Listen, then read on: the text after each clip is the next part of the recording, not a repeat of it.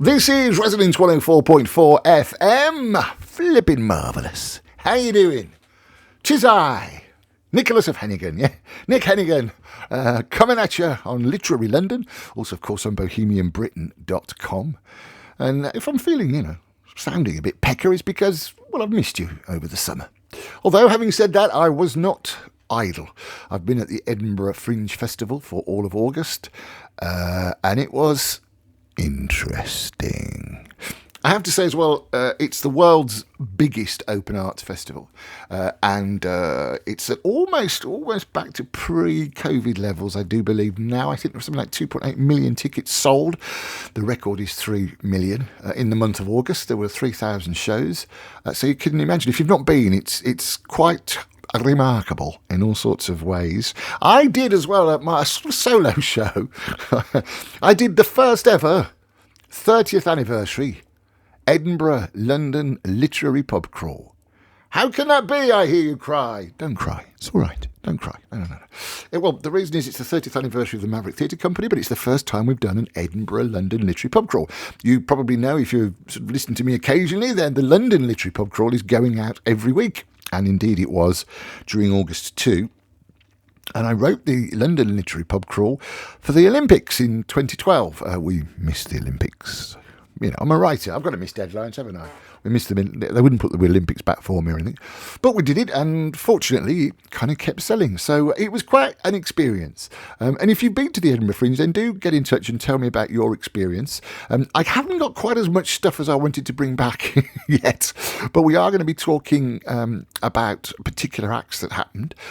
Also, of course, we did the interview, if you go back and look on bohemianbritain.com, with the former Skins actor who raised money for her show by selling pictures of herself on OnlyFans.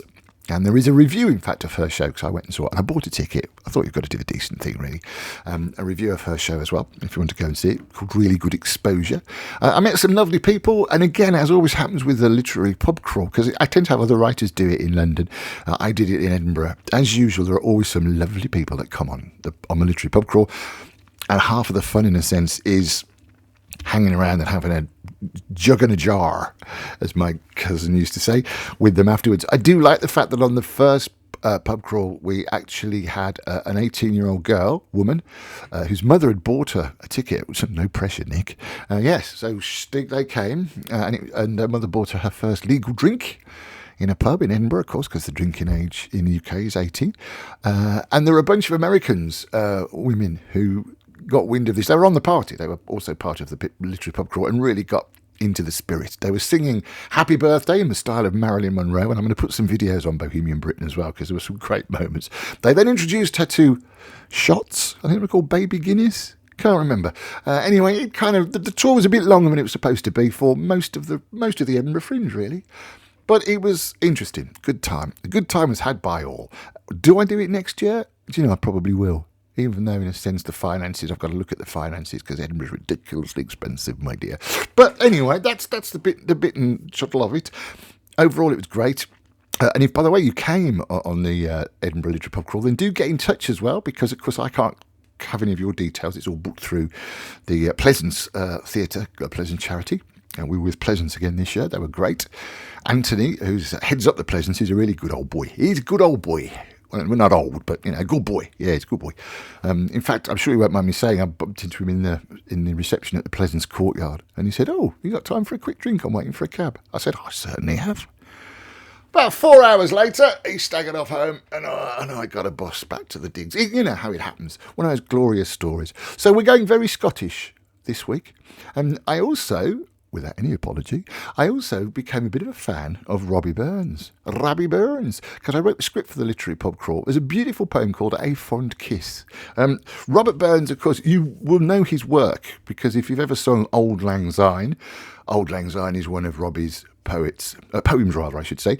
He was born on the 25th of January, 1759, the oldest son of an Alloway farmer in Scotland, and his family led a very sort of frugal, physically demanding life. I mean, the cottage that they were brought up in, his father had built with his own hands, The young Robert wrote poetry as an escape from these circumstances, but by his mid-20s he was an accomplished writer of verse and published his first work, the poems, chiefly in the Scottish dialect. He also is quite good because it's a lighter Scottish dialect, as you're about to hear. Because the sort of the heavier Scottish dialect is sort of almost Gaelic-like, if that makes sense. It's not particularly understandable to non-Scottish ears, but he did quite well. I also love the fact that he actually borrowed a donkey. No, sorry, I borrowed a pony to get to Edinburgh when he wanted to get published. Yeah, that's kind of the sort of stuff that he did. So he's first published, I think it was in 1786. He was known as the Ploughman Poet, but he could also write as easily about politics and history and Scottish nationalism. He was known for not liking pomposity. He also didn't like social disadvantage and the excitement of having sort of various illicit love affairs, of which he had many. In fact, the poem A Fond Kiss is a poem that he wrote when he was about to be separated from someone who he'd supposed to have had a platonic relationship with for 7 years. But I digress. So he was a good lad. I quite liked him. He also could write about nature. And his admiration for beauty, of course. And he didn't last very long, particularly. He died on 21st of July, 1796, but lived a very full life for his 37 years. He also was a celebrity in Edinburgh and didn't like it. He didn't like very much being a celebrity, which I kind of understand. I had a little bit of it a few years ago. Not very nice being famous. Don't believe what the influencers tell you. Is that right? I don't know.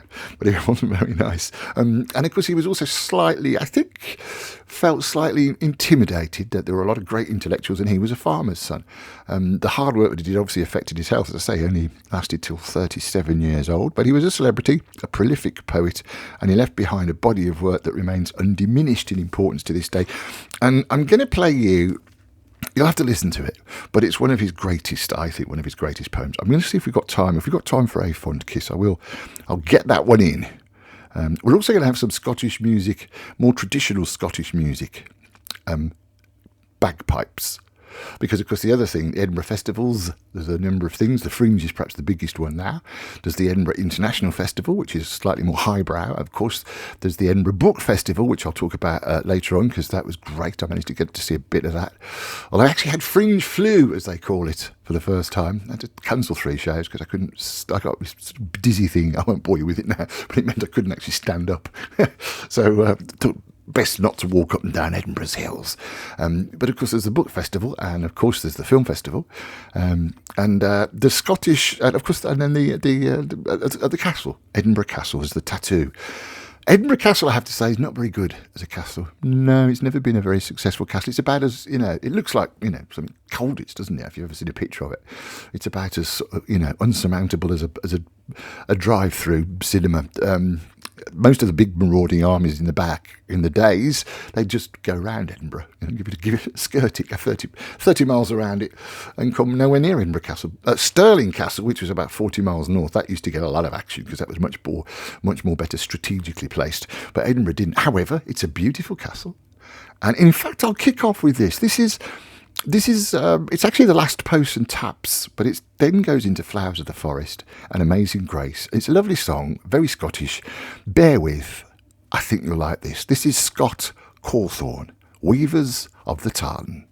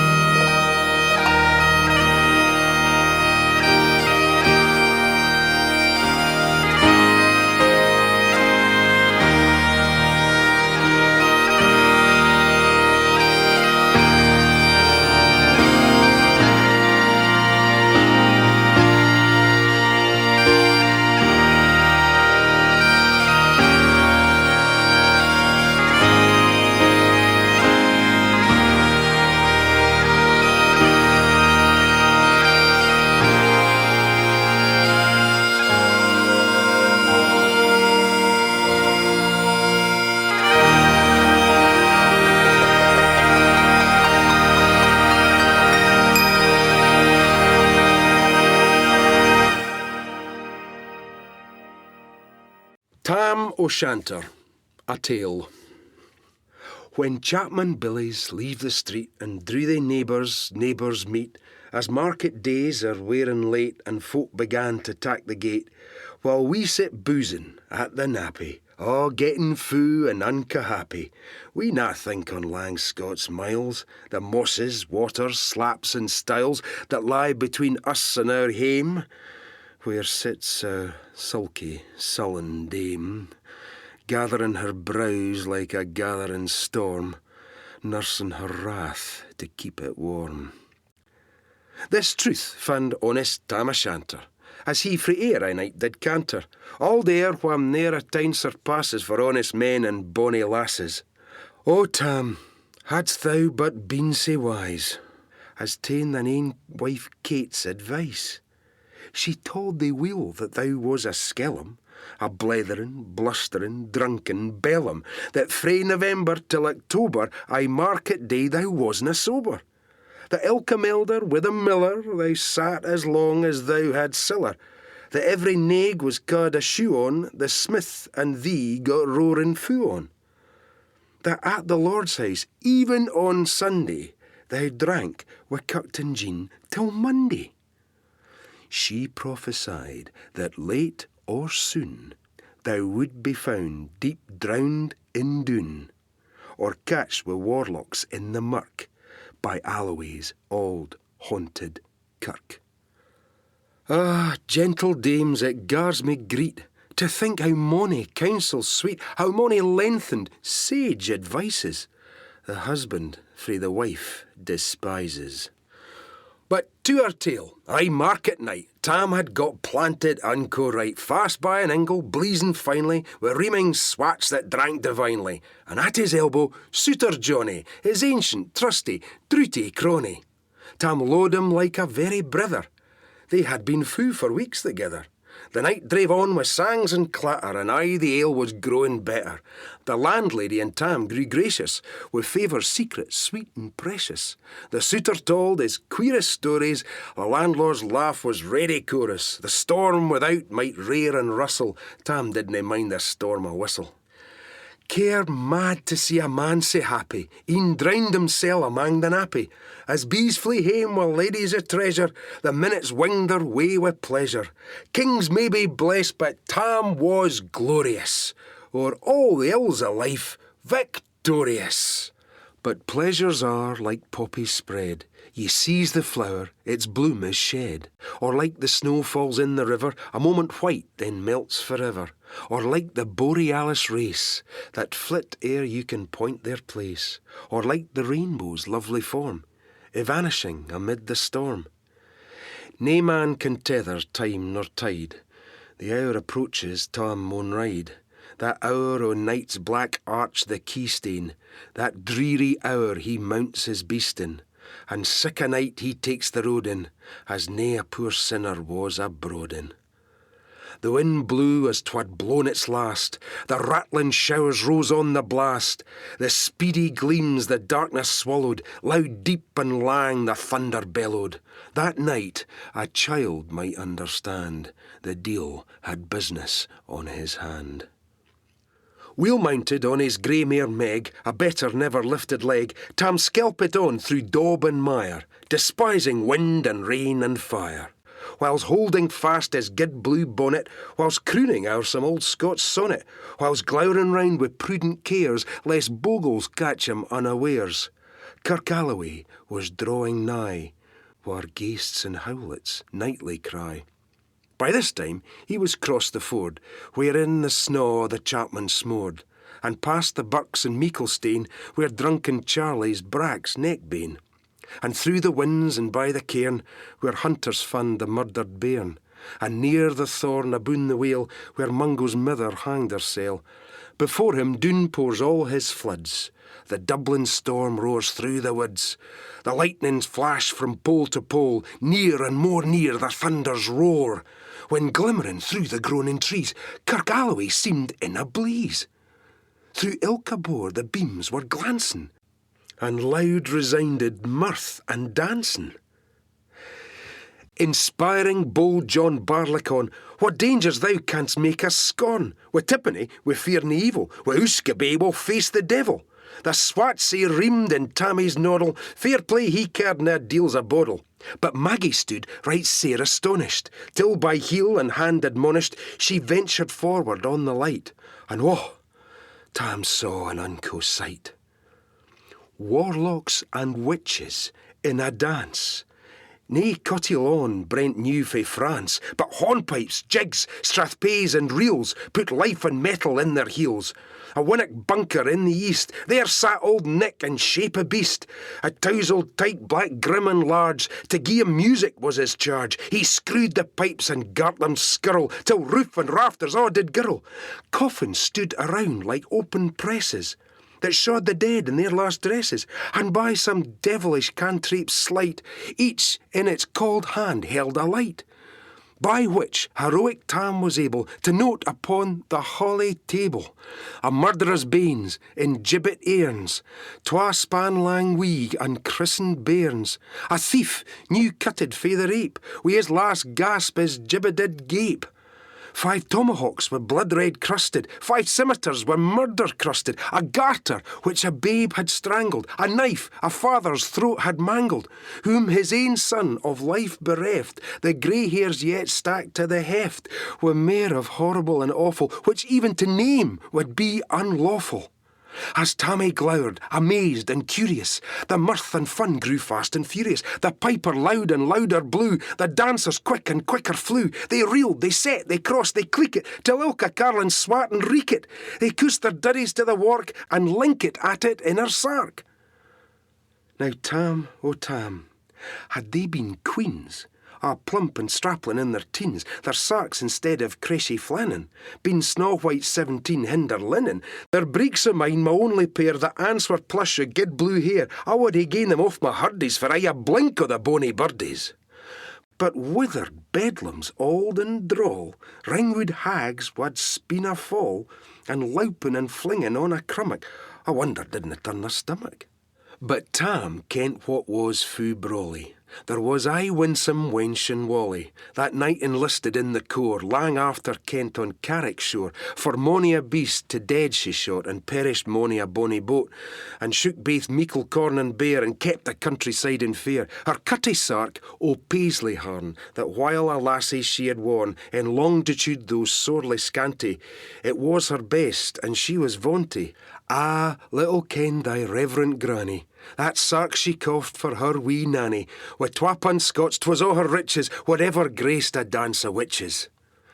But here my muse, her wingmon cur, sick fights her far beyond her power, to sing how Nanny lap and flang, her supple jade she was and strang, and how Tam stood like Anne bewitched, and thought his very een enriched. Even Satan glowered and fidgeted fou fain, and hotched and blew wi' might and main, till first I caper, syne another. Tam tint his reason a'thegither, and roars out, "Well done, cutty sark!" And in an instant all was dark, and scarcely had he Maggie rallied, when out the hellish legion sallied. As bees bizz out wi' angry fyke, when plundering herds assail their bike, as open pussy's mortal foes, when pop she starts before their nose, as eager runs the market crowd, when "Catch the thief" resounds aloud, so Maggie runs, the witches follow, wi' mony an ealdritch screech and hollow. Ah, Tam, thou get thy faring, in hell they'll roast ye like a herring, in vain thy Kate waits thy coming, Kate soon will be a woeful woman. Now do thy speedy utmost, Meg, and win the keystone o' the brig. There at them thou thy tail may toss, a running stream they darena cross. But ere the keystone she could make, defiant a tail she had to take, for Nanny, far before the rest, hard upon noble Maggie pressed, and flew at Tam with furious ettle. But little wist she Maggie's mettle. A spring brought off her master's hail, but left behind her ain grey tail. The carlin caught her by the rump, and left poor Maggie scarce a stump. Now while this tale of truth shall read, each man and mother's son take heed. Whene'er to drink you are inclined, or cutty sarks run in your mind, think ye may buy the joys o'er dear, remember Tam O'Shanter's mare. Oh, how about that? in Sussex of Scotland. That was Tam O'Shanter by my new favourite poet, Rabbie Burns. Should old acquaintance be forgot? You know him. And before that, of course, we heard a little bit more traditional Scottish music. That was from Piping Hot, Weaves of the Tartan, featuring Scott Cawthorne. And that's it. That's all we've got time for. But thank you so much for your company. And as I say, I've only been back from Edinburgh for just over a week now. And it was an interesting experience. If you've got an interesting experience, or you've written anything, or you've got an event happening, then do get in touch. Literary London is here every week, and we're also on bohemianbritain.com, which is getting a bigger and bigger following now around the world.